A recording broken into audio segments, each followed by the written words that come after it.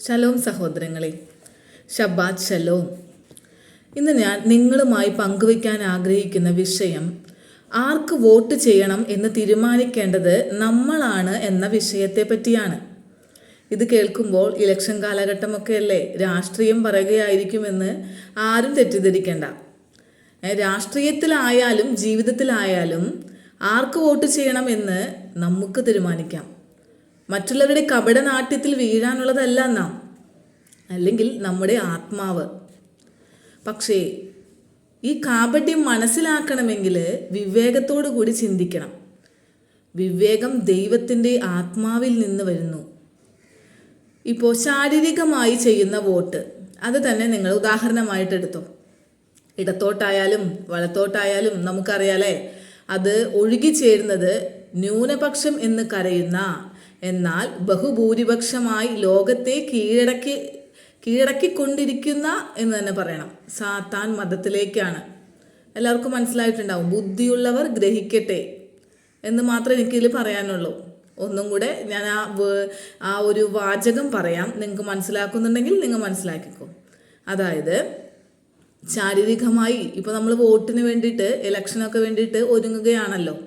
അപ്പോൾ അത് ഇടത്തോട്ടായാലും വലത്തോട്ടായാലും അത് ഒഴുകിച്ചേരുന്നത് ന്യൂനപക്ഷം എന്ന് കരയുന്ന, എന്നാൽ ബഹുഭൂരിപക്ഷമായി ലോകത്തെ കീഴടക്കാനിരിക്കുന്ന സാത്താൻ മതത്തിലേക്കാണ്.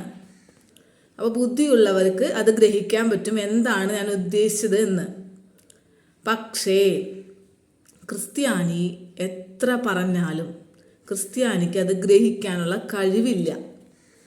അതായത് എത്ര കിട്ടിയാലും പഠിക്കില്ല. അതാണ് ക്രിസ്ത്യാനിയുടെ ഒരു പ്രത്യേകത. കാരണം എന്താ?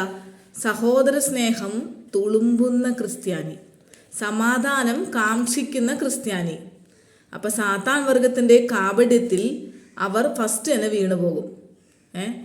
ആ സമയത്ത്, ഇപ്പോൾ ഇലക്ഷൻ വരുന്ന സമയത്ത് മുനമ്പം പോലെയുള്ള ക്രിസ്ത്യാനികളുടെ പ്രശ്നങ്ങൾ, അല്ലെങ്കിൽ ആ സെൻറ് റീത്ത സ്കൂളിൽ അന്നുണ്ടായ പ്രശ്നത്തിലൊക്കെ രക്ഷിക്കാൻ വന്നവരെ ഒക്കെ ക്രിസ്ത്യാനി മറക്കും.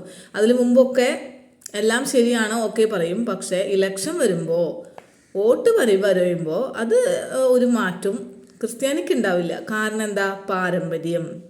പാരമ്പര്യത്തിൻ്റെ പേരിൽ, അല്ലെങ്കിൽ പാരമ്പര്യം കാത്തു സൂക്ഷിക്കാൻ എന്തിന് ദൈവത്തെ വരെ തള്ളി പറയുന്ന ക്രിസ്ത്യാനിക്കാണോ ഒരു മാറ്റം ഉണ്ടാവുക എന്ന് നമ്മൾ പ്രതീക്ഷിക്കേണ്ടത്? ഒരിക്കലും ഉണ്ടാവില്ല. അതെന്തായാലും വലത്തോട്ട് തന്നെ ചേർന്നിരിക്കും. ഒരു രാഷ്ട്രീയ പാർട്ടിയിലും ഞാനില്ല കേട്ടോ. അതായത് ഒരു രാഷ്ട്രീയ പാർട്ടിയോടും ചെരിവ് കാണിച്ചിട്ടല്ല ഞാനിപ്പോൾ ഈ സംസാരിക്കുന്നത്. ഒരു സഭയിലും ഉൾപ്പെട്ട ആളുമല്ല ഞാൻ. ദൈവവചനം അനുസരിച്ച് ജീവിക്കാൻ ആഗ്രഹിക്കുന്ന ഒരു സാധാരണ പൗരൻ. എൻ്റെ വർത്തമാനത്തിൽ ഏതെങ്കിലും പാർട്ടിയോട് നിങ്ങൾക്ക് ചെരിവ് തോന്നിയിട്ട് ഉണ്ടെങ്കിൽ അത് എന്തുകൊണ്ടാണെന്ന് ഞാനിപ്പോൾ പറയാം. അവർ സാത്താനിക ശക്തികളോട് പോരാടാൻ കേൾപ്പുണ്ട് എന്നുള്ള ഒരു തോന്നലല്ല, കേൾപ്പുണ്ട്. അതുകൊണ്ട് മാത്രമാണ് അങ്ങനെ ഒരു രാഷ്ട്രീയ പാർട്ടിയോട് എൻ്റെ ഈ ടോക്കിൽ ചെരിവുണ്ട് എന്ന് നിങ്ങൾക്ക് തോന്നുന്നുണ്ടെങ്കിൽ, അതായത് പെറ്റുപെരുകി ഈ ലോകം അവരുടെ കീഴിലാക്കാൻ ശ്രമിക്കുന്ന മതവിശ്വാസത്തിൻ്റെ പേരും പറഞ്ഞ് മറ്റുള്ളവരെ കൊന്നു തള്ളുന്ന സാത്താനിക തീവ്രവാദത്തിന് മുൻപിൽ ഇടതിൻ്റെയും വലതിൻ്റെയും മുട്ടുമടങ്ങുമ്പോൾ അവരെ എതിരിടാൻ ധൈര്യം കാണിക്കുന്നവരോട് ഒരു ചെരിവ്, അത്രയ്ക്കുള്ളൂ. ഈ കാലം പോകുന്ന പോക്ക് മനസ്സിലാക്കുന്ന ഏതൊരു പൗരനും ഞാൻ പറയുന്ന കാര്യം മനസ്സിലാകും. ആ ചെരിവ് ഉണ്ടാവുകയും ചെയ്യും. അതും ഉള്ളൂ എനിക്കും, അത്രയേ ഉള്ളൂ. അതായത് രാജ്യത്തെ സ്നേഹിക്കുന്നവർക്ക് രാജ്യത്തിലുള്ളവരെ സ്നേഹിക്കാൻ സാധിക്കുള്ളൂ അല്ലേ? അല്ലാതെ രാജ്യത്തിലിരുന്നുകൊണ്ട് സ്വന്തം രാജ്യത്തെ ഒറ്റിക്കൊടുക്കുന്നവരുടെ കയ്യിൽ അധികാരം വന്നാലുള്ള അവസ്ഥ നിങ്ങളൊന്ന് ആലോചിച്ച് നോക്കി. പിന്നെ പറയണോ? ഇനി ഇതൊന്നല്ല എൻ്റെ വിഷയം. ഞാൻ ഇന്ന് സംസാരിക്കാൻ വന്ന വിഷയം ഇതൊന്നുമല്ല. പക്ഷേ എൻ്റെ വിഷയം ആർക്കും വോട്ട് ചെയ്യണം എന്ന് തീരുമാനിക്കേണ്ടത് നമ്മളാണ് എന്നാണ് ഞാനിന്ന് നിങ്ങളോട് പറയാൻ പോകുന്നത്. ഇനി ഞാൻ പറയാൻ പോകുന്ന വോട്ടിലെ വിഷയം രാഷ്ട്രീയമല്ല. നേരത്തെ ഞാൻ പറഞ്ഞ പോലെ തന്നെ ഇതും ബുദ്ധിയുള്ളവർക്ക് പറഞ്ഞിട്ടുള്ള കാര്യമാണ്. അതായത് സ്വന്തം കീ, ആത്മനിയന്ത്രണത്തിൻ്റെ കീ എന്താണ്, അത് സ്വന്തം കയ്യിൽ തന്നെ വെച്ചിരിക്കുന്നവർക്കാണ് ഈ വോട്ട് തീരുമാനിക്കാം ആർക്ക് ചെയ്യണമെന്ന്. ഈ പോരാട്ടം നടക്കുന്നത് 2 രാജ്യങ്ങൾ തമ്മിലാണ്, ദൈവരാജ്യവും സാത്താൻ രാജ്യവും. ഇതിലേത് രാജ്യത്തിന് വോട്ട് ചെയ്യണമെന്ന് നമുക്ക് തീരുമാനിക്കാവുന്നതാണ്. പക്ഷേ ഇതിൽ പ്രത്യേകത എന്ന് വെച്ചാൽ, ഞാൻ നേരത്തെ നിങ്ങളോട് പറഞ്ഞല്ലേ പാരമ്പര്യം എന്നത് ഒരു വിഷയമാണെന്ന്. അത് തന്നെയാണ് ഇതിലും ഒരു വിഷയം. അതായത് മത്തായി 15:3 പറയുന്നു, യേശുവ ചോദിക്കുകയാണ്, നിങ്ങളുടെ പാരമ്പര്യത്തിൻ്റെ പേരിൽ നിങ്ങൾ ദൈവപ്രമാണം ലംഘിക്കുന്നത് എന്തുകൊണ്ട്? അതായത് രാഷ്ട്രീയത്തിലേതുപോലെ തന്നെ ദൈവത്തെ ആരാധിക്കുമ്പോൾ, ദൈവവേല ചെയ്യുമ്പോൾ അതിലൂടെ പേരും പ്രശസ്തിയും ഉണ്ടാകണമെന്ന് ആഗ്രഹിക്കുന്നവരുടെ ഒരു ലോകമാണ് ഇന്ന്. അപ്പോൾ പാരമ്പര്യത്തിൻ്റെ പേരിൽ ദൈവപ്രമാണം വരെ തെറ്റിക്കുന്നവരാണ് ഇന്നുള്ളത് എന്ന് ചുരുക്കം. ദൈവവചനത്തെയും ദൈവഹിതത്തെയും മുറുകെ പിടിക്കാതെ കുടുംബത്തിൻ്റെ പാരമ്പര്യത്തെ മുറുകെ പിടിച്ച് 10 പ്രമാണം തെറ്റിക്കുന്ന നാണം കെട്ട ക്രിസ്ത്യാനി ആയി മാറി ഇന്ന്. അതായത് പൂർവികർക്ക് അറിയാതിരുന്ന പല കാര്യങ്ങളും ഈ അവസാന കാലത്ത്, അന്ത്യകാലഘട്ടത്തിൽ പല സത്യങ്ങളും നമുക്കിന്ന് മനസ്സിലാക്കിയിരിക്കുന്നു നമ്മളെല്ലാം, അല്ലേ? സ്വന്തം ദാസന്മാർക്ക് ദൈവം അത് വെളിപ്പെടുത്തി കൊടുത്തിരിക്കുന്നു. പക്ഷേ തിരികെ വരില്ല. കാരണം എൻ്റെ കാരണന്മാർ ഇതിലാണ് വിശ്വസിച്ചിരുന്നത്, അപ്പോൾ അതുകൊണ്ട് ഞാനും വിശ്വസിക്കുന്നു. ഇത് പറഞ്ഞതൊക്കെ സത്യം തന്നെയാണ്. പക്ഷേ തിരികെ വരാൻ ഞങ്ങൾ ഒരുക്കമല്ല. കാരണം അവർക്ക് ദൈവത്തെക്കാൾ, ദൈവപ്രമാണത്തെക്കാളൊക്കെ വലുതാണ് സ്റ്റാറ്റസും അവരുടെ പാരമ്പര്യവും ഒക്കെ.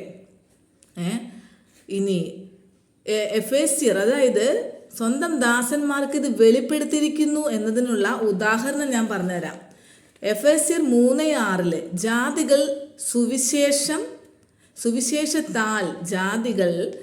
സുവിശേഷത്താൽ യഹോശുവ മശിയാഹിനാൽ കൂട്ടവകാശികളും ഏക ശരീരസ്ഥരും വാഗ്ദത്തത്തിൽ പങ്കാളികളും ആകേണം എന്ന് പൗലോസ്ലീഹ പറഞ്ഞു, അല്ലേ? അപ്പം ഇതിൽ നമുക്ക് മനസ്സിലാക്കാം, ജാതികളായ ക്രിസ്ത്യാനികൾക്ക് രക്ഷയുണ്ട്. പക്ഷേ ദൈവം ഒരിക്കലും ജാതികളുടെ മാത്രം ദൈവം എന്ന് പറഞ്ഞിട്ടില്ല ബൈബിളിൽ. പകരം എന്താ ആവർത്തിച്ച് പറയുന്നത്? ഞാൻ ഇസ്രായേലിൻ്റെ ദൈവമാണ്, ഞാൻ അബ്രാഹത്തിൻ്റെയും ഇസഹാക്കിൻ്റെയും യാക്കോബിൻ്റെയും ദൈവമാണ്. അതാണ് ആവർത്തിച്ച് ദൈവം ബൈബിളിൽ പറഞ്ഞുകൊണ്ടിരിക്കുന്നത്. അപ്പം ഇതിൽ നിന്ന് എന്ത് മനസ്സിലാക്കാം? ജാതികളായ ക്രിസ്ത്യാനിയെ, നിങ്ങൾക്ക് കിട്ടിയിരിക്കുന്ന ഈ രക്ഷ അത് ദൈവത്തിൻ്റെ കരുണയാണ്, അതിരറ്റ കരുണയാണ്, അല്ലേ? പക്ഷെ ക്രിസ്ത്യാനിയോ ഇന്ന് സ്വയം ഇസ്രായേലായിട്ട് അങ്ങോട്ട് അഹങ്കരിച്ചിരിപ്പാണ്. ഞങ്ങളാണ് ഇസ്രായേൽ മക്കള്, യഹൂദര് യേശുവായെ ഒറ്റിക്കൊടുത്തവരാണ്, യഥാർത്ഥ ഇസ്രായേൽ മക്കള് ഞങ്ങളാണ് എന്നുള്ള ആ ഒരു അഹങ്കരിച്ചിരിപ്പിനൊന്നും യാതൊരു മാറ്റവും ഇല്ല. പക്ഷേ സത്യങ്ങളെ ഫോളോ ചെയ്യാൻ അവരെ കൊണ്ട് പറ്റില്ല. ഞങ്ങൾ അത് അനുസരിക്കില്ല. പക്ഷേ അതൊക്കെ പറയുന്ന കാര്യങ്ങളൊക്കെ സത്യമാണ്, പക്ഷെ ഞങ്ങൾ അനുസരിക്കില്ല. അതാണ് ക്രിസ്ത്യാനിയുടെ കടുംപിടുത്തം. ഇപ്പോൾ ഞാൻ പറഞ്ഞ ഈ മർമ്മം പോലെ തന്നെ പല മർമ്മങ്ങളും അവസാന കാലത്ത് ദൈവം അറിയിച്ചു തരുമെന്ന് ബൈബിളിൽ പറഞ്ഞിട്ടുണ്ട്. വെളിപാട് 10:6 വായിച്ചാൽ അറിയാം. 7ാമത്തെ ദൂതൻ കാഹളമൂതുവാനിരിക്കുന്ന നാദത്തിൻ്റെ കാലത്ത് ദൈവത്തിൻ്റെ മർമ്മം അവിടുന്ന് തൻ്റെ ദാസന്മാരായ പ്രവാചകർക്ക് അറിയിച്ചു കൊടുത്തതുപോലെ നിവൃത്തിയാകും എന്ന് വെളിപാടിൽ പറഞ്ഞിട്ടുണ്ട്. ഇനി ഈ മർമ്മങ്ങളെല്ലാം ഒഴുകുന്നത് കർത്താവിൻ്റെ ആലയം സ്ഥിതി ചെയ്യുന്ന പർവ്വതത്തിൽ നിന്ന് എന്നും ബൈബിളിൽ പറയുന്നു. അതായത് യേശയ്യ 2:4 സിയോനിൽ നിന്ന് ഉപദേശവും യെരുശലേമിൽ നിന്ന് അദോനയുടെ വചനവും പുറപ്പെടും. പക്ഷേ ഈ മർമ്മങ്ങളൊക്കെ എത്ര പറഞ്ഞു കൊടുത്താലും പാരമ്പര്യം മുറുകെ പിടിച്ചിരിക്കുന്ന ക്രിസ്ത്യാനിക്ക് ഇതൊന്നും മനസ്സിലാവില്ല. മനസ്സിലാക്കണ്ട എന്നുള്ളതാണ് സത്യം. അല്ലെങ്കിൽ പിന്നെ ഇത്രയൊക്കെ പറഞ്ഞിട്ടും വിഗ്രഹാരാധനയിൽ നിന്നും സൺഡേ വർഷിപ്പിൽ നിന്നും പുറത്തു വരാത്ത ക്രിസ്ത്യാനി ഇപ്പോഴും പാസ്റ്ററിൻ്റെ പിറകെ തന്നെയാണ്. ഇന്ന് ഏറ്റവും ലാഭമുള്ള ഒരു ബിസിനസ് ആത്മീയ കച്ചവടമാണ്. അതായത് ഇൻവെസ്റ്റ്മെൻറ്റ് ഒട്ടും തന്നെ ഇല്ല, വളരെ കുറവ്, അല്ലേ? വളരെ കുറവ് സമയത്തിനുള്ളിൽ വൻ ലാഭം കിട്ടുന്ന ഒരു ബിസിനസ്സായിട്ട് മാറിയിരിക്കുന്നു ഇന്ന് ആത്മീയ ലോകം. ചില അച്ഛന്മാരൊക്കെ പറയണ കേട്ടിട്ടില്ലേ, അവർ ദശാംശം ഇത്ര തരണം എന്നൊന്നും അവർ പറയില്ല. നിങ്ങളുടെ കയ്യിലുള്ളത് തന്നാൽ മതി കേട്ടോ, പക്ഷേ ദൈവത്തിന് കൊടുത്താൽ നിങ്ങൾക്ക് അനുഗ്രഹം കിട്ടും. ഇതാണ് അവർ പഠിപ്പിക്കുന്നത്. പൈസ കൊടുത്ത് അനുഗ്രഹം വാങ്ങിക്കുന്ന ഒരു തലമുറ. ഒന്നുകൂടി സൂക്ഷ്മമായിട്ട് പറയുകയാണെങ്കിൽ, സ്വത്ത് മോഹിച്ച് അപ്പനെ സ്നേഹിക്കുന്ന എന്ന് പറയാൻ പറ്റില്ല, അപ്പനെ സോപ്പിടുന്ന മക്കള്. എല്ലാവർക്കും സുഖവും സന്തോഷവും അനുഗ്രഹവും ഒക്കെ മതി. ദൈവം നമ്മുടെ ഹൃദയ വിചാരങ്ങൾ അറിയുന്നവനാണെന്ന് പലരും മറക്കുന്നു. വേദന, വിഷമം, കഷ്ടപ്പാട്, ഇതിലൊന്നും എനിക്കൊരു ഇൻട്രസ്റ്റും ഇല്ല എന്നാണ് ക്രിസ്ത്യാനി പറയണേ. അപ്പോൾ അനുഗ്രഹം തരുന്ന പുതിയ പുതിയ പുണ്യാളന്മാരെ തേടിപ്പോകുന്ന ക്രിസ്ത്യാനിയെ ഒന്ന് ചോദിച്ചോട്ടെ, ക്രിസ്ത്യാനികൾ എന്നാൽ എന്താ അർത്ഥം? ക്രിസ്തുവിൻ്റെ അനുയായികൾ എന്നാണ് അർത്ഥം എന്നല്ലോ നിങ്ങൾ പറഞ്ഞുകൊണ്ടിരിക്കണേ. അങ്ങനെയെങ്കിൽ യേശുവായുടെ ജീവിതം മാതൃകയാക്കേണ്ട നിങ്ങൾ ഇങ്ങനെയൊക്കെ ആവാമോ? നിങ്ങൾ ചിന്തിച്ചു നോക്കി. അപ്പൻ പറഞ്ഞതനുസരിച്ച് പാപം എന്താണെന്ന് പോലും അറിയാത്ത പാപമില്ലാത്ത കുഞ്ഞാട് സകല മനുഷ്യരുടെയും പാപം പേറിക്കൊണ്ട് ക്രൂശിൽ കിടന്ന ഒരു അവസ്ഥ, അതൊന്ന് ഓർത്തു നോക്കിയേ. സ്വർഗീയ പിതാവ് പറഞ്ഞതനുസരിച്ച് അത് അനുസരിച്ച് യേശുവായെ കുറിച്ച് ഞാൻ പറയുന്നേ. അപ്പൻ്റെ ഇഷ്ടം നിറവേറട്ടെ എന്നായിരുന്നു അവസാനം വരെ യേശുവ പറഞ്ഞത്. അല്ലാതെ കഷ്ടപ്പാട് വന്നപ്പോൾ എന്തിനിത് തന്നു എന്ന് ഒരിക്കലും പറഞ്ഞ് എണ്ണി പെറുക്കിയിട്ടില്ല. ആ അപ്പൻ മകൻ ബന്ധം മാതൃകയാക്കി ജീവിക്കേണ്ടവരല്ലേ നമ്മൾ ക്രിസ്ത്യാനികൾ. അല്ലാതെ കഷ്ടപ്പാടിൽ അല്ലെങ്കിൽ ദുരിതങ്ങളൊക്കെ വരുമ്പോൾ അത് ദൈവം നമ്മളെ സ്നേഹിക്കുന്നില്ല എന്ന് പറഞ്ഞ് തിരികെ വരുവാനുള്ള അവസരങ്ങളാണോ? എല്ലാ കഷ്ടപ്പാടിലും ദൈവസ്നേഹം അനുഭവിക്കാനുള്ള ആ വലിയ കൃപ, അതാണ് നമുക്ക് വേണ്ട. അതാണ് നമ്മൾ പഠിക്കേണ്ടതെന്നേ. റോമ 14:17 പറയുന്നില്ലേ, എന്താണ്? ദൈവരാജ്യം ഭക്ഷണവും പാനീയവും ഒന്നുമല്ല, നീതിയും സമാധാനവും പരിശുദ്ധാത്മാവിനാൽ സന്തോഷവും അത്രേ എന്നാ പറയുന്നത്. മനസ്സിലായോ? ഒരു കഷ്ടപ്പാടിനും ഒരു തകർച്ചയ്ക്കും നമ്മെ ദൈവസ്നേഹത്തിൽ നിന്ന് അകറ്റാൻ ഇടവരുത്തരുത്. പൗലോസ്ലീഹ പറഞ്ഞോണം. മനസ്സിലായ? ഒന്നിനും, തകർച്ചയ്ക്കും ദുഃഖത്തിനും വാളിനോ എന്ന് വേണ്ട ഒരു കഷ്ടപ്പാടിനും ദൈവത്തിൽ നിന്ന്, നമ്മുടെ ആബയിൽ നിന്ന് നമ്മെ വേർപെടുത്താൻ സാധിക്കില്ല എന്നുള്ള ഒരു ദൃഢനിശ്ചയം നിങ്ങളുടെ മനസ്സിലുണ്ടായിരിക്കണം. ഇനി ഈ ലോക സുഖങ്ങൾ അതൊക്കെ തരാം, നീ എന്നെ ഒന്ന് കുമ്പിട്ടാൽ മതി എന്ന് യേശുവായോട് പറഞ്ഞത് ആരാ? സാത്താനാണ്. അത് തന്നെയല്ലേ ഇന്നും നടക്കുന്നേ. അന്ന് മരുഭൂമിയിലെ പരീക്ഷാക്കാലത്ത് യേശുവായോട് സാത്താൻ എന്താ പറഞ്ഞത്? ഇവിടെ ഇപ്പം ആരുമില്ല, നീ എന്നെ ഒന്ന് കുമ്പിട്ട് തന്നാൽ മതി, ഈ കാണുന്ന ലോകം മുഴുവൻ നിനക്ക് തരാമെന്ന് പറഞ്ഞല്ലേ. അത് തന്നെയാണ് ഇന്ന് സാത്താൻ നമ്മളോടും പറയുന്നേ. എന്താ? പൈസ കൊടുത്ത്, ദശാംശം കൊടുത്ത് ഒന്ന് കുമ്പിട്ട് സോപ്പിട്ട് തന്നാൽ മതി, ഞാൻ അനുഗ്രഹം തരാമെന്ന്. സിമ്പിളായിട്ട് സാത്താൻ പറയാണ്. അനുഗ്രഹം കൊടുക്കുന്നുമുണ്ട്. പല സ്ഥലത്തും ഈ അനുഗ്രഹം പ്രതീക്ഷിച്ച് ഓടി ചെല്ലുന്നവർക്ക് അനുഗ്രഹം കൊടുക്കുന്നുമുണ്ട്. ഇതെല്ലാം വിശ്വസിച്ച് വീണ്ടും വീണ്ടും ഭക്തജനങ്ങൾ ദശാംശം കൊടുത്ത് ഒഴുകി ഒഴുകി ഈ നരകത്തിലേക്ക് പോയിക്കൊണ്ടിരിക്കുകയാണ് അല്ലേ. പക്ഷേ നമ്മുടെ ആബാ ദൈവം എന്താ പറഞ്ഞത്? സ്വർഗത്തിലേക്കുള്ള വഴി ഞെരുക്കമുള്ളതും ഇടുങ്ങിയതുമാണെന്ന്. എന്നിട്ട് ഒരു കാര്യം കൂടി പറഞ്ഞു. എന്താണെന്നറിയോ? അതിലൂടെ കടക്കുന്നവർ വളരെ ചുരുക്കമാണെന്ന്. അത് കേൾക്കുമ്പോഴെങ്കിലും ഒരു മനസ്സിലാക്കിക്കൂടെ നിങ്ങൾക്ക്? ലോകം ഒന്നടങ്കം പോകുന്ന വഴി നരകത്തിലോട്ടാണെന്ന്. അതിൽ നിന്ന് വ്യത്യസ്തമായി സത്യം തിരിച്ചറിഞ്ഞ് സത്യം സ്വതന്ത്രമാക്കി തിരിച്ചു നടക്കാനുള്ള ധൈര്യം ഉണ്ടാക്കണം നമ്മൾ. അത് കാണിക്കണം. അവർക്ക് അങ്ങനെ ഉള്ളതാണ് നിത്യരാജ്യം. നമ്മുടെ കർത്താവ് എന്താ പറഞ്ഞേ? സ്വർഗത്തിലേക്ക് കടക്കുക എന്ന് പറയുന്നത് ഒരു വലിയ ടാസ്ക് ആണെന്ന് പറഞ്ഞല്ലേ.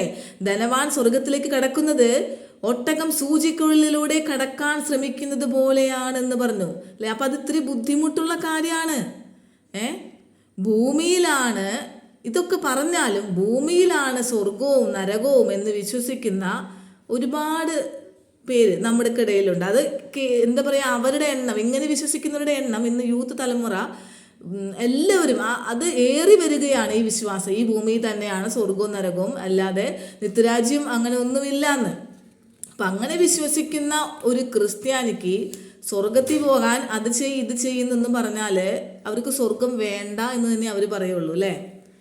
എന്നാൽ നിങ്ങൾ ചിന്തിച്ച് നോക്ക്, ഓപ്പോസിറ്റ് ആയിരിക്കുന്ന സാത്താൻ്റെ മക്കള് സ്വർഗത്തിൽ മദ്യപ്പുഴ കിട്ടും, 1000 ഹൂറികളെ കിട്ടും എന്നൊക്കെ പ്രതീക്ഷിച്ചുകൊണ്ട് സ്വയം പൊട്ടിത്തെറിച്ച് ചത്തിട്ടായാലും ഈ ലോകം മുഴുവൻ അവൻ്റെ കീഴിലാക്കാൻ ശ്രമിക്കുകയാണ് അല്ലേ.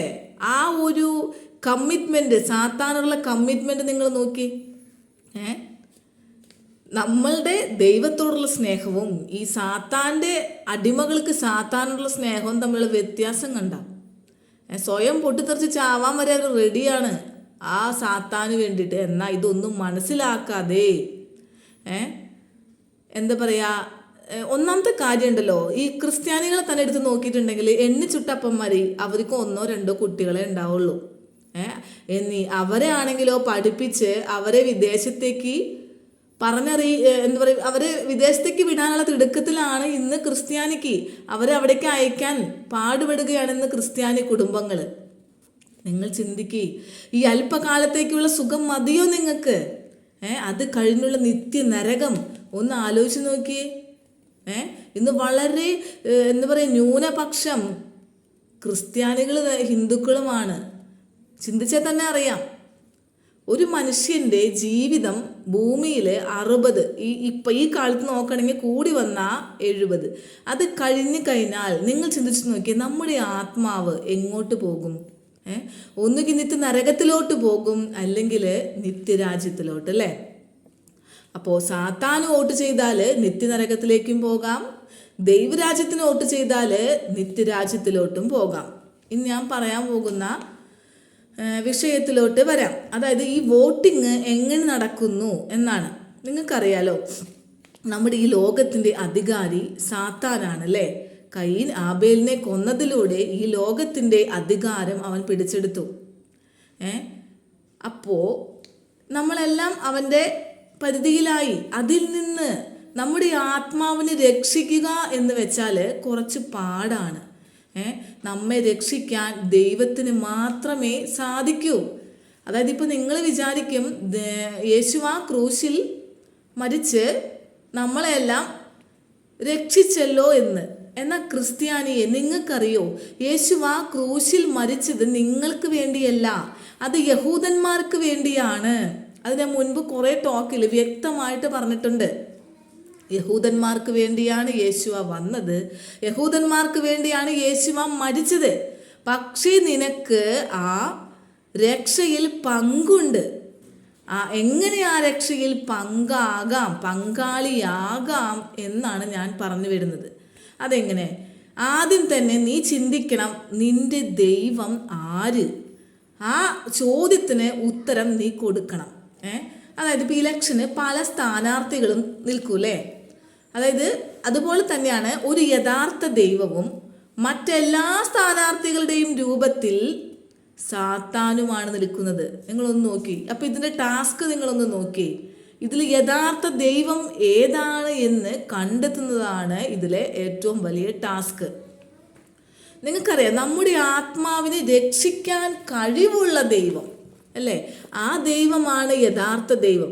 ആ യഥാർത്ഥ ദൈവത്തിനെ എല്ലാം നമ്മൾ കണ്ടെത്തുന്നത് എങ്കിൽ ഈ സാത്താൻ സ്ഥാനാർത്ഥികളുടെ, സാത്താൻ ദൈവമക്കളുടെ എന്താ പറയുക, സാത്താൻ്റെ സ്ഥാനാർത്ഥികളായ മറ്റു ദൈവങ്ങളെ എന്ന് പറയാം, അവരുടെ മോഹ വാഗ്ദാനത്തിൽ പെട്ടുപോയാൽ കഴിഞ്ഞില്ലേ കഥ.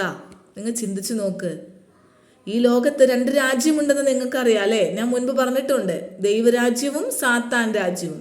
ഇതിൽ ദൈവരാജ്യത്തെ നമ്മൾ ആദ്യം മനസ്സിലാക്കണം. അതായത് തിരുവചനം അക്ഷരം തെറ്റാതെ കാത്തു പരിപാലിക്കുന്നവരുടെ രാജ്യമാണ് ദൈവരാജ്യം. അതായത് ഒരു ഉദാഹരണങ്ങൾ ഞാൻ പറയാം. അതായത് ലോകം മൊത്തം വിശ്വസിക്കുന്നത് എന്താണ്? ഒരു ദിവസം സ്റ്റാർട്ട് ചെയ്യുന്നത് രാത്രി 12 മണിക്ക് ആണ്, 12 മിഡ്നൈറ്റിനാണെന്നാണ് ഈ ലോകം മൊത്തം ഒരു ദിവസം ഉണ്ടാകുന്നത്, അങ്ങനെ ഉണ്ടാക്കിയെടുത്തിരിക്കുന്നത്. പക്ഷേ തിരുവചനത്തിൽ ഉൽപ്പത്തിയിൽ പറയുന്നു, എന്താ പറയുന്നത്? സന്ധ്യയായി ഉഷസ്സായി ഒന്നാം ദിവസം, സന്ധ്യയായി ഉഷസ്സായി രണ്ടാം ദിവസം, ഇല്ലേ? ഉൽപ്പത്തി വായിച്ചു നോക്കുമോ? അപ്പൊ ഇതിൽ നിന്ന് എന്ത് മനസ്സിലാക്കാം? ഒരു ദിവസം സ്റ്റാർട്ട് ചെയ്യുന്നത് സൂര്യാസ്തമയത്തോടു കൂടിയാണ്. മനസ്സിലാക്കാം. ഇത് ഫോളോ ചെയ്യുന്ന നാട് ഏത്? നിങ്ങൾ ചിന്തിക്കേ. ഞാൻ ക്ലൂകളാണ് തരുന്നത്. ഇനി ദൈവം 7-ാം ദിവസം ആചരിക്കണം എന്ന് പറഞ്ഞു, അല്ലേ? അത് ലോകം മൊത്തം 1-ാം ദിവസം സൺഡേ ആചരിക്കുമ്പോൾ യഥാർത്ഥ 7-ാം ദിവസം ശനിയാഴ്ച ആചരിക്കുന്ന നാട് ഏത്? ഇനിയും ഞാൻ തരാം ക്ലൂ. യാതൊരു വിഗ്രഹങ്ങളുടെയും മുൻപിൽ, സാത്താനിക ശക്തികളുടെയും മുൻപിൽ മുട്ടുമടക്കാത്ത, പേടിക്കാത്ത രാജ്യം, സാത്താനുമായി എപ്പോഴും യുദ്ധം ചെയ്യുന്ന രാജ്യം. ഒന്നുകൂടി വ്യക്തമായിട്ട് പറഞ്ഞാൽ, ദൈവം ഇന്നും മറ്റുള്ളവരിൽ നിന്ന് കാത്തു സൂക്ഷിക്കുന്ന ചെറുജനത. ഇത്രയും പറഞ്ഞപ്പോൾ തന്നെ നിങ്ങൾക്ക് മനസ്സിലായിട്ടുണ്ടാവും അതാരാണെന്നല്ലേ? ഇസ്രായേൽ, അല്ലേ?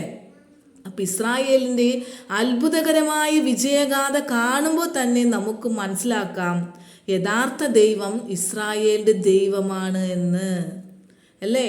ഇന്നത്തെ നമ്മളുടെ ഈ ലോകം പോണ പോക്ക് നിങ്ങൾ നോക്ക്. ഞാൻ ഈ പറഞ്ഞതൊക്കെ അതിൻ്റെ ഉദാഹരണങ്ങളാണല്ലേ. ഇന്നത്തെ കർത്താവിൻ്റെ ആ സംരക്ഷണം, തൻ്റെ മക്കളെ, ചെറുജനത, അല്ലേ? കേരളത്തിൻ്റെ ഒരു ജില്ലയുടെ അത്രയ്ക്കുള്ള ഇസ്രായേൽ ഇത്രയും ഫേമസ് ആകണമെങ്കിൽ എല്ലാ കണ്ടുപിടുത്തങ്ങളും അവർ വഴി തന്നതാണ് ദൈവം നമുക്ക് എന്ന് വേണ്ട. അവരുടെ യുദ്ധം തന്നെ നോക്കൂ. ഒരേ സമയം എത്ര രാജ്യങ്ങളോട്, എത്ര സാത്താനിക ശക്തികളോട് അവർ യുദ്ധം ചെയ്യുന്നു. അവരുടെ പടക്കോപ്പുകൾ തീർന്നു പോകുന്നുണ്ടോ? അല്ലെങ്കിൽ ഈ സാത്താൻ രാജ്യങ്ങൾ മൊത്തം അവർക്ക് കൊടുക്കുന്ന അടിയിൽ ഒന്നും കൊള്ളാതെ അവർ സംരക്ഷിക്കുന്നത് കണ്ടോ? അപ്പം എന്താ ആ രാജ്യത്തിൻ്റെ പ്രത്യേകത? ആ രാജ്യത്തിൻ്റെ പ്രത്യേകത അവരുടെ ദൈവമാണ് യഥാർത്ഥ ദൈവം, അവരെ സംരക്ഷിക്കുന്ന ദൈവമാണ് യഥാർത്ഥ ദൈവം. മനസ്സിലായോ? നമ്മെ സംരക്ഷിക്കാത്ത ഒരു ദൈവത്തിൽ നമ്മൾ വിശ്വസിച്ചിട്ട് എന്താ കാര്യം? ഈ എല്ലാ ദിവസവും വന്ന് രാവിലെ പ്രതിമയുടെ മുൻപിൽ കുമ്പിടുന്ന ക്രിസ്ത്യാനി, ആ പ്രതിമയ്ക്ക് നിന്നെ രക്ഷിക്കാനാവോ? എന്തിന് ഒന്ന് ചലിക്കാനാവോ? അതിനെ എടുത്തുകൊണ്ട് നീ തന്നെ ഏറ്റിക്കൊണ്ടു പോകണം, അല്ലേ? ഭക്ഷിക്കാനാവോ? ഇല്ലല്ലോ. അപ്പോൾ ഒന്ന് ചിന്തിച്ച് നോക്കുക. അത് വെറും മണ്ണാണ്, വെറും കല്ലാണ്, വെറും മരമാണ്. യഥാർത്ഥ ജീവനുള്ള ദൈവം അതാണ് ഇസ്രായേലിൻ്റെ ദൈവം. ഇനിയെങ്കിലും കണ്ണ് തുറക്ക്. അപ്പോൾ ഇനി സ്ഥാനാർത്ഥിയെ തിരഞ്ഞെടുത്ത സ്ഥിതിക്ക് നമ്മൾ എങ്ങനെ വോട്ട് ചെയ്യാം എന്നാണ് അടുത്തതെൻ്റെ വിഷയം. നമുക്കിപ്പോൾ ശരീരം കൊണ്ട് ഇസ്രായേലിൽ പോയിട്ട് അവിടെ പോയി താമസിക്കാനോ അവിടെ ജീവിക്കാനോ നമുക്ക് പറ്റില്ല. എന്നാൽ ഇനിയിപ്പോൾ നമുക്ക് മതം തന്നെ മാറി യഹൂദ മതത്തിലേക്ക് പോകാമെന്ന് പറഞ്ഞാൽ അതും നടക്കുന്ന കാര്യമല്ല. അങ്ങനെ ചെന്ന് ചേരാവുന്ന ഒരു മതമല്ല യഹൂദ മതം. അത് ഒരു ട്വിസ്റ്റഡ് സന്തതിയിൽ നിന്നുണ്ടായ ദൈവജനമാണ്. അത് ബ്ലഡ് വഴി തന്നെ വരണം, അല്ലേ? അപ്പോൾ ആത്മാവ് കൊണ്ട് നമുക്ക് എങ്ങനെ അവരോട് ഒന്നിച്ചായിരിക്കാം, അല്ലേ? ദൈവം പറഞ്ഞ ഫീസ്റ്റുകൾ, തിരുവചനത്തിൽ പറഞ്ഞ ഫീസ്റ്റുകളെല്ലാം അവർ ആഘോഷിക്കുന്നുണ്ടല്ലേ. അപ്പോൾ ബൈബിളിലൂടെ നമുക്ക് ദൈവം പറഞ്ഞ ഫീസ്റ്റുകൾ തിരിച്ച് അറിഞ്ഞ് അത് ഫോളോ ചെയ്യാം. അങ്ങനെ വരുമ്പോൾ 10 കൽപ്പനയും അതിൻ്റെ യഥാർത്ഥ അർത്ഥത്തിൽ ഫോളോ ചെയ്യാനായിട്ട് നമുക്ക് സാധിക്കും. ഓട്ടോമാറ്റിക്കലി നമുക്ക് സ്വർഗത്തിലേക്ക്, നിത്യരാജ്യത്തിലേക്ക് കടക്കാം. അപ്പോൾ അവസാനം എന്തായാലും യഥാർത്ഥ ദൈവം ഇസ്രായേലിൻ്റെ ദൈവമാണ് ജയിക്കുക, അല്ലേ? അല്ല, ഇത് തള്ളാഹുവിൻ്റെ തള്ളുപോലുള്ളതല്ല, അല്ലേ? അവസാനം ജയിക്കുക നമ്മുടെ ദൈവം ആബ തന്നെയായിരിക്കും, അല്ലേ? ഇനി തള്ളാഹു പറയുന്ന മാതിരി എന്താ പറയുക, നിങ്ങൾ സ്വയം പൊട്ടിത്തെറിച്ച് ചത്തോ എന്ന്, അവസാന വിജയം തള്ളാഹുവിനാണ് എന്ന് പറഞ്ഞ് തള്ളുന്ന തള്ളു കേട്ടിട്ടില്ലേ? പൊട്ടിത്തെറിച്ച് എന്ന് പറഞ്ഞ് പൊട്ടിത്തെറിച്ച് ചാവാൻ പോകും. ഈ പൊട്ടിത്തെറിച്ച് ചാവാൻ പോകുന്നവനെ പോലും രക്ഷിക്കാൻ അറിയാതെ ഒളിച്ചിരിക്കുന്ന തള്ളാഹു, അങ്ങനെയുള്ള ആപ്പ തള്ളാഹു ഒന്നുമല്ല. നമ്മുടെ ദൈവം ജീവനുള്ള ഏക സത്യ ദൈവമാണ്. എന്നാൽ ഈ അവസാന കാലത്ത് പല പല തട്ടിപ്പിലൂടെ അലറുന്ന സിംഹം പോലെ നമുക്ക് ചുറ്റും നടക്കുന്ന സാത്താനെ തോൽപ്പിക്കുക എന്നത് ഇത്തിരി ബുദ്ധിമുട്ടുള്ള കാര്യമാണ്. അതിനെന്ത് ധൈര്യം വേണം, മനസ്സിലായോ? അതിന് വേണ്ടതാണ് ധൈര്യം. മാത്രമല്ല നമുക്ക് ആ ധൈര്യം കിട്ടണമെങ്കിൽ നമ്മൾ ദൈവത്തിൻ്റെ അടയാളമായ ശബത്ത് ധരിക്കണം. വചനം വാളായും വിശ്വാസം പരിചയായും കയ്യിൽ പിടിക്കണം. അങ്ങനെ വന്നാൽ ദൈവവും നമ്മളുമായിട്ടുള്ള ഉടമ്പടിയായ ഈ ശബത്ത് മുറുകെ പിടിച്ചാൽ നമ്മുടെ സംരക്ഷണം ആരേറ്റെടുക്കും? യഥാർത്ഥ ദൈവം, ഇസ്രായേലിൻ്റെ ദൈവം, നമ്മുടെ ആബ ഏറ്റെടുക്കും. അപ്പോൾ അത് ആരുടെ ഉത്തരവാദിത്തമായി? ആബയുടെ ഉത്തരവാദിത്തമായി നമ്മുടെ സംരക്ഷണം എന്നത്. മനസ്സിലായോ? എങ്ങനെ? ഞാൻ നിങ്ങളോട് പറഞ്ഞിട്ടില്ലേ, ശബത്ത് എന്നത് ഒരു ഉടമ്പടിയാണല്ലേ. അപ്പോൾ ഒരു ഭാര്യയും ഭർത്താവും കല്യാണം, അതിലൂടെ ഒരു കല്യാണം എന്നത് ഒരു ഉടമ്പടിയാണ്. അതുപോലെ ജീവിച്ചിരുന്നാലും മരിച്ചാലും ഈ ഭാര്യ സ്വന്തം ഭർത്താവിൻ്റെ തന്നെയാണല്ലേ. ഭർത്താവായാലും ഈ ഭാര്യയുടെ തന്നെയാണ്. മരിച്ചാലും ഈ വിധവ ഇന്ന ആളുടെ ഭാര്യയാണ് എന്ന് നമ്മൾ പറയുള്ളൂ അല്ലേ. അതെന്തുകൊണ്ട്? ആ ഭാര്യയെ സംരക്ഷിക്കേണ്ട ചുമതല ഭർത്താവിനുണ്ട് അല്ലേ. അതിന് മാറ്റമില്ല. അപ്പോൾ അങ്ങനെ വരുമ്പോൾ ഈ സാത്താൻ എത്രയൊക്കെ കളി കളിച്ച് വന്നാലും ആര് നോക്കും നമ്മുടെ സംരക്ഷണം? കർത്താവ് നോക്കിക്കോളും. എൻ്റെ മക്കളെ തൊടാൻ നീ ആരുടാന്ന് നമ്മുടെ ആബ ചോദിക്കും എന്നും പറഞ്ഞ് ഓരോ സ്റ്റെപ്പ് വെക്കുമ്പോഴും നമ്മോട് ഒന്നിച്ചു നിൽക്കും നമ്മുടെ ആബ. അതല്ലേ നമുക്ക് വേണ്ടത്. അതല്ലേ യഥാർത്ഥ ദൈവം. അല്ലാതെ പേടിയാകുമ്പോൾ എൻ്റെ ചുറ്റും എല്ലാവരും വന്നിരുന്നോ, ഞാൻ നടുക്ക് ഒളിച്ചിരുന്നോളാം എന്ന് പറയുന്ന തള്ളാഹുവിൻ്റെ തള്ളല്ല. നമ്മുടെ യഥാർത്ഥ ദൈവം സാത്താനെ പോലെ നമ്മളെ ചതിക്കില്ല. എങ്ങനെ സാത്താനെ നേരിടണം എന്ന് നമ്മെ പ്രാക്ടീസ് ചെയ്യിപ്പിക്കുകയാണ് ചെയ്യുക. അതിനുശേഷം നമ്മൾ എന്ത് ചെയ്യണം? സാത്താനോട് ഒരു ബൗണ്ടറി വരച്ചിട്ട് അവനോട് പറയണം, കള്ള സാത്താനെ, ക്രൂശിൽ യേശു നിന്നെ ഓടിച്ചില്ലേ? തുണിയില്ലാതെ കണ്ടം വഴിക്ക് നിന്നെ ഓടിച്ചതല്ലേ, അത് ഓർക്കുക. നീ എന്താ പറയുക, നീ വീണ്ടും അത് ആലോചിച്ചിട്ട് വേണം നമ്മളെല്ലാവരും സാത്താനെ ഓടിക്കാനായിട്ട്. ആ ക്രൂശിലെ രംഗം പൊട്ടിത്തെറിച്ച് യൂദാസിലൂടെ, ഇതിൻ്റെ ഒരു മർമ്മം ഞാൻ മുൻപ് പറഞ്ഞിട്ടുള്ളതാ അല്ലേ. സാത്താനെ നമ്മൾ കണ്ടം വഴിക്ക് യേശുവ ഓടിപ്പിച്ചു, തോൽപ്പിച്ച് ആ ചെകിടത്തടിച്ചില്ലേ, ആ രംഗം നമ്മൾ മനസ്സിൽ കണ്ടിട്ട് വേണം നമ്മൾ സാത്താനെ ഓടിപ്പിക്കാൻ. ഒരു ബൗണ്ടറി വരച്ചിട്ട് പറയണം, ഇതൊക്കെയാണ് ഞാൻ പോകുന്ന സ്ഥലങ്ങൾ, എൻ്റെ വീട്, എൻ്റെ ബന്ധുക്കളിന്. ആ ഇടയിലേക്കോ എൻ്റെ പരിസരത്തേക്കോ വന്ന നമ്മൾ അവൻ്റെ അടുത്ത് വെല്ലുവിളിക്കണം. അപ്പം ഈ സത്യം, അവൻ്റെ ആ തോലുരിച്ച സത്യം അറിയുന്ന നിങ്ങളുടെ അടുത്ത് വോട്ട് ചോദിക്കാനായിട്ട് സാത്താൻ വരുമോ? അപ്പോൾ സാത്താൻ പറയും, അയ്യോ ഇതൊക്കെ അറിയുന്ന ആളായിരുന്നു അല്ലേ, തെറ്റിപ്പോയി എന്ന് പറഞ്ഞ് സാത്താൻ വോട്ട് ചോദിക്കാൻ വരാതെ വഴിമാറിപ്പോകും. സാത്താൻ്റെ തന്ത്രം നിങ്ങൾ അറിയാത്തവരല്ലല്ലോ എന്ന വചനം പറയുന്നേ. അതുകൊണ്ട് ഏത് തന്ത്രം പറഞ്ഞും ഏത് സ്ഥാനാർത്ഥിയുടെ രൂപത്തിലും വന്നാലും സാത്താനെ നിങ്ങൾ തിരിച്ചറിയണം. അവനെ കാലേ വാരി തൂക്കി അടിക്കണം. അപ്പോഴാണ് യഥാർത്ഥ ദൈവത്തിൻ്റെ മക്കളാകുന്നത്. അപ്പോഴാണ് അപ്പൻ നമ്മളെക്കുറിച്ച് അഭിമാനിക്കുന്നത്. അല്ലാതെ പേടിത്തൂറിയായിട്ട് നടക്കാനല്ല. ഒരു ആംഗിൾ കൂടെ പോലും സാത്താൻ ഇടം കൊടുക്കരുത്. അതായത് അവൻ കടന്നു വരുന്നത് നമ്മുടെ ഏത് വീക്ക്നെസ്സിലൂടെയാണോ അവൻ കയറി വരുന്നത്, അത് ജയിച്ച് കാണിച്ച്, ഇന്ദ്രിയ ജയം, അത് ജയിച്ച് കാണിച്ച്, ആത്മനിയന്ത്രണം, അതൊക്കെ അങ്ങനെ പറയാം അല്ലേ, ജയിച്ച് കാണിച്ച് പഠിപ്പിച്ചു കൊടുക്കണം. ഉദാഹരണമായിട്ട് ഇപ്പോൾ എല്ലാ ദിവസവും നമ്മൾ അതായത് ഇപ്പോൾ നമ്മൾ വെളുപ്പിന് എഴുന്നേൽക്കുമ്പോൾ നമ്മൾ പറയില്ലേ, ബോക്കത്തോ ആബാ, ഗുഡ് മോർണിംഗ് ആബാ, അപ്പാ അന്ന് നമ്മൾ പറയില്ലേ. അങ്ങനെ പറയുന്നതോടൊപ്പം തന്നെ നമുക്ക് സാത്താനിട്ട് ആട്ടും കൊടുക്കാം, ഒരാട്ടും കൊടുക്കാം. എടാ ഡാഷ് മോനെ, ഇന്നത്തെ ദിവസം നീ എൻ്റെ ബൗണ്ടറിയിൽ കയറി വന്നാലുണ്ടല്ലോ നിൻ്റെ കഥ ഞാൻ കഴിക്കും എന്ന് മനസ്സിൽ പറയണം. ഞാൻ എൻ്റെ ആബയുടെ മോളാ. ആബയെ നിനക്കറിയാലോ അല്ലേ, അതങ്ങോട്ട് ആലോചിച്ചാൽ മതി, അപ്പോഴേക്കും അവൻ വാലും കുത്തി ഓടിക്കോളും. അവനോട് ഒരു കോംപ്രമൈസും ചെയ്യാൻ പാടില്ല. ഇപ്പം പിന്നെ ഞാൻ പറഞ്ഞില്ല, നമ്മുടെ വീക്ക്നെസ് പോയിന്റ് നമ്മൾ തന്നെ കണ്ടുപിടിക്കണം. ഒരു പക്ഷെ നമ്മുടെ വീക്ക്നെസ് ഹസ്ബൻഡായിരിക്കാം, വീക്ക്നെസ് മക്കളായിരിക്കാം, അല്ലെങ്കിൽ പല സാഹചര്യങ്ങളായിരിക്കാം. ചിലപ്പോൾ ഈ മൊബൈലിൽ ഷോർട്സ് കാണുന്നതൊക്കെ. അപ്പം അതായത് സബ് കോൺഷ്യസ് മൈൻഡിൽ ജീവിക്കുന്നവരാണ് ഇന്ന് മൊബൈലിൽ കൂടെ അധികവും. അല്ലേ? ഈ ഷോർട്സൊക്കെ കണ്ട് പലതും തലയിൽ കുത്തിക്കയറ്റി ഒരു സബ് കോൺഷ്യസ് മൈൻഡിൽ അപ്പം തന്നെ സാത്താൻ സബ് കോൺഷ്യസ് മൈൻഡിൽ നമ്മൾ കീഴടക്കും, അല്ലേ? അവൻ അതിലൂടെയാണ് സഞ്ചരിക്കുന്നത്, സബ് കോൺഷ്യസ് മൈൻഡിലൂടെ. അവൻ അതാണുള്ളൂ. അപ്പോൾ എല്ലാത്തിനും ഒരു ലിമിറ്റ് വെക്കണം. നമ്മൾ തന്നെ സ്വയം കൺട്രോൾ ചെയ്യാൻ പഠിക്കണം. ഇപ്പോൾ ഷോർട്സ് കാണുകയാണെങ്കിലും നമ്മളൊരു ലിമിറ്റ് കഴിഞ്ഞാൽ അത് അപ്പം തന്നെ ഫോൺ സ്വിച്ച് ഓഫ് ചെയ്ത് അങ്ങോട്ട് മാറ്റി വെക്കണം, അല്ലേ? അപ്പോൾ കൺട്രോൾ ചെയ്തൊക്കെ നമുക്കൊരു പ്രാക്ടീസ്. ഇപ്പം നമ്മൾ ശബത്ത് ആചരിച്ചു തുടങ്ങിയപ്പോഴാണ്, നമ്മളന്ന് ഫോണൊന്നും യൂസ് ചെയ്യില്ലല്ലോ. അപ്പോഴാണ് നമുക്ക് അതിനൊരു കൺട്രോൾ. ഇന്നത്തെ കാലത്ത് ശരിക്കും പറഞ്ഞാൽ ഫോണിലത് ജീവിക്കാൻ പറ്റില്ല എന്നുള്ള അവസ്ഥ. ഏത് വയസ്സായ അപ്പൂപ്പൻ്റെ അമ്മൂമ്മയ്ക്കും കുഞ്ഞു കുട്ടികൾക്ക് പോലും ഓരോരോ ഫോണുകളാണ്, അല്ലെങ്കിൽ ഹോസ്പിറ്റലിലൊക്കെ ICUവിൽ അവിടെയൊക്കെ അഡ്മിറ്റ് ആവാൻ വരുമ്പോൾ ഫോണിലാണ്ട് അവർക്ക് ജീവിക്കാൻ പറ്റില്ല. അവർ കാണിക്കണ അപസ്മാരം വന്ന രോഗികളുടെ മാതിരി അവർ കാണിക്കണേ ഫോൺ കിട്ടാതെ. എത്ര പേര് ഓപ്പറേഷൻ തിയേറ്ററിൽ നിന്ന് വരെ ഞങ്ങൾ ഫോൺ പിടിച്ചിട്ടുണ്ടെന്നറിയോ, ഒളിച്ച് കയറ്റിയിട്ട്. കാരണം അവർക്കൊന്നും ഫോണില്ലാത്തൊരു ജീവിതത്തെ പറ്റി ചിന്തിക്കാനേ വയ്യ.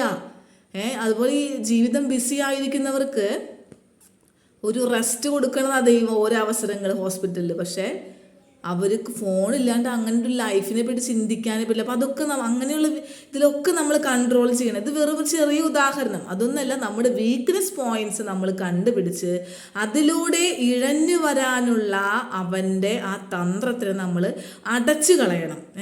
അപ്പോൾ ഇങ്ങനെയൊക്കെ ചെയ്യുമ്പോഴാണ് നമ്മുടെ വോട്ട് ആർക്ക് പോണത്? യഥാർത്ഥ ദൈവത്തിന് പോകുന്നത്. അപ്പോൾ ഞാൻ നിർത്താണ്. സ്വന്തമായിട്ട് സ്വയം തീരുമാനിക്കുക ആർക്ക് വോട്ട് ചെയ്യണം. ദൈവരാജ്യത്തിന് വോട്ട് ചെയ്യുന്നോ അതോ സാത്താൻ വോട്ട് ചെയ്യണോ എന്ന്. അപ്പോൾ ഞാൻ നിർത്താണ്. ഇതുവരെ എന്നെ കേട്ട എല്ലാവർക്കും തോതാറമ്പ. ഞാൻ ഇന്ന് നിങ്ങളെ പഠിപ്പിക്കാൻ പോകുന്ന ഹീബ്രു വേർഡ് ഈ വോട്ട് എന്നുള്ളത് തന്നെയാണ്. വോട്ട് അതിനെ പറയുന്ന പേരാണ് ഹഡ്സ്ബഹ. Spelling HATZBAAH, ഹഡ്സ്ബഹ. അപ്പോൾ എല്ലാവർക്കും തോതാറബ്ബ തോതാവ.